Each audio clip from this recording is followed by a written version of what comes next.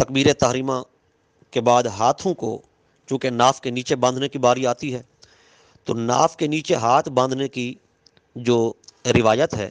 یہ بھی سنن ابی داود جلد 1 صفحہ نمبر 280 پر ہے،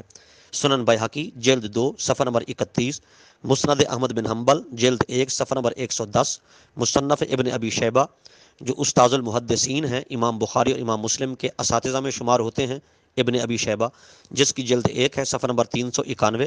سنن دار قطنی یہ بھی مستند ترین حدیث کی کتاب ہے جس میں صحہ اور مرفوع روایات ہیں، جس کی جلد 1 صفحہ نمبر 286 ہے۔ ابو جحیفہ کہتے ہیں کہ حضرت علی المرتضیٰ کرم اللہ تعالی وجہ الکریم نے فرمایا کہ نمازی اپنی ہتھیلی پر رکھے اور ناف کے نیچے ہاتھوں کو باندھے کہ یہ سنت ہے۔ حضرت انس رضی اللہ تعالیٰ عنہ فرماتے ہیں کہ 3 چیزیں اخلاق نبوت میں سے ہیں: وقت ہونے پر جلد افطاری کر لینا، نمبر 2 سحری آخری وقت میں کھانا، نمبر 3 نماز میں دائیں ہاتھ کو بائیں ہاتھ پر ناف کے نیچے باندھنا۔ یہ چیزیں اخلاق نبوت میں سے ہیں، اعمال نبوت میں سے ہیں۔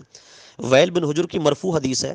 وہ فرماتے ہیں کہ میں نے رسول اللہ صلی اللہ علیہ وآلہ وسلم کو دیکھا، آپ صلی اللہ علیہ وآلہ وسلم نے نماز میں اپنے دائیں ہاتھ کو بائیں ہاتھ پر ناف کے نیچے رکھا۔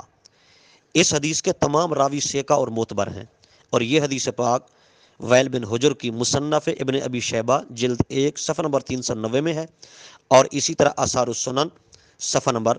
90 پر ہے۔ ناف کے نیچے ہاتھ باندھنے کی جو روایت ہے حضرت علی سے بھی مروی ہے،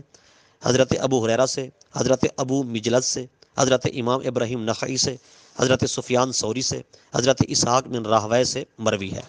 ناف کے نیچے ہاتھ باندھنے کی حدیث مسند احمد بن حنبل جلد 1 صفحہ نمبر 110 پر بھی ہے، اور سنن ابو داود جلد 1 صفحہ نمبر 280 پر بھی ہے۔ ناف کے نیچے ہاتھ باندھنا یہ سب انبیاء کرام علیہم الصلوۃ والسلام کی سنت مبارکہ ہے۔ مسند زید محلہ ابن حزم میں ہے۔ آقا علیہ الصلوۃ والسلام کا ناف کے نیچے ہاتھ باندھنا یہ مصنف ابن ابی شیبہ سے ثابت ہے، اور جو امام بخاری رحمۃ اللہ تعالیٰ کے استاذ ہیں جس کی جلد 1 ہے صفحہ نمبر 390 ہے۔ بعض غیر مقلدین حضرات اس پر عمل نہیں کرتے تو وہ محض ضد کی وجہ سے نہیں کرتے، لہٰذا ناف کے نیچے ہاتھ باندھنے کا ثبوت بھی احادیث سے آ گیا۔